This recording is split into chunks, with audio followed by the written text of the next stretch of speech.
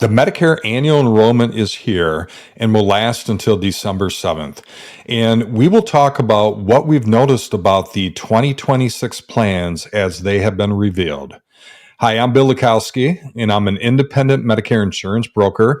I'm licensed in 34 states. And the Medicare Annual Enrollment has begun. It lasts until December 7th. This is your opportunity to make changes to your healthcare Medicare plan for the upcoming year. So it's during this time that you want to review your current plan and determine, is that still a good plan for the new year? What are the changes and what do you need to be aware of? And is there other options that you should look at and be aware of to potentially change plans for the new year?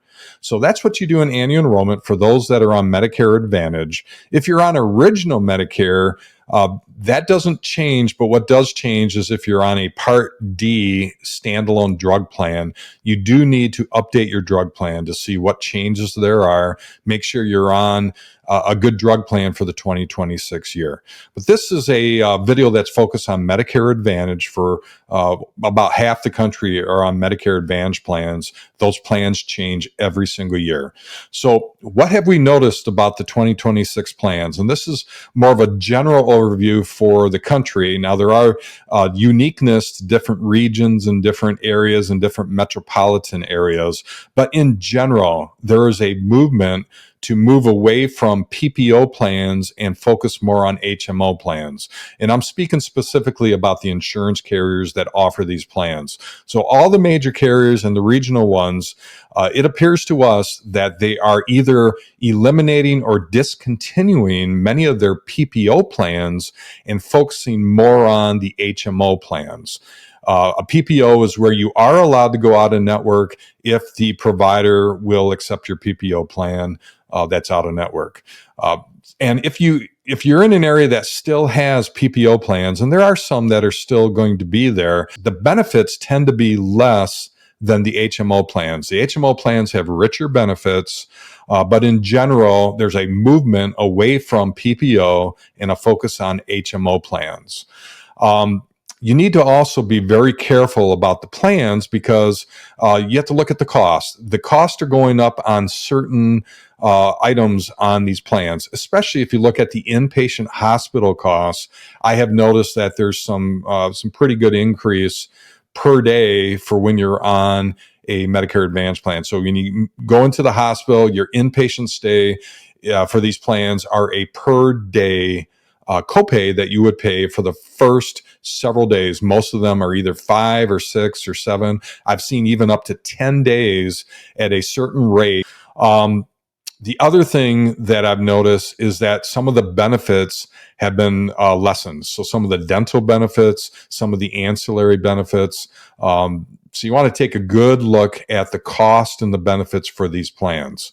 The drug plans. Drug prices have gone up from what we're seeing on these plans. You need to be careful about your drugs to make sure they're going to be in the formulary for the Advantage plan.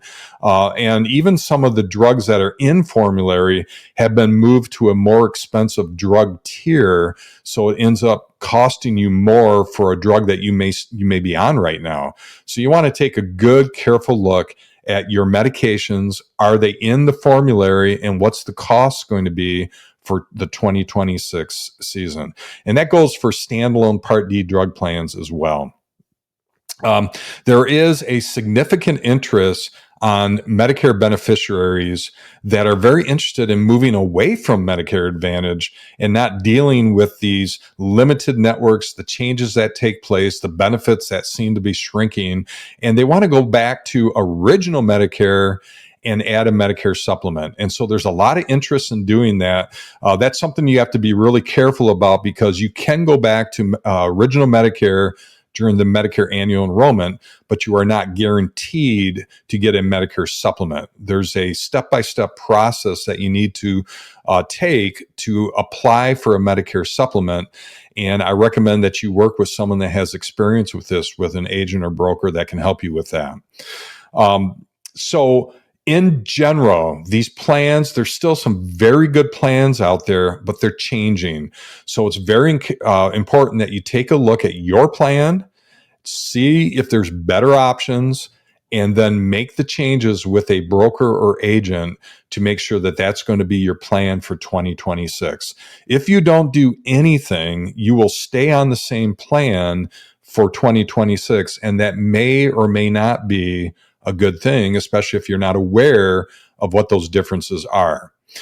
The other thing is, if you go back to original Medicare and you want to supplement, you should work with an experienced broker and agent to help you with that, to make sure that you don't get stuck just on original Medicare and a significant financial exposure without having a supplement. So I recommend that you seek the free services of an independent Medicare insurance broker like myself, who can guide you through this process, be your advocate for looking at your plans, bring up all the options, and work with you to determine what's going to be best for you for the upcoming year.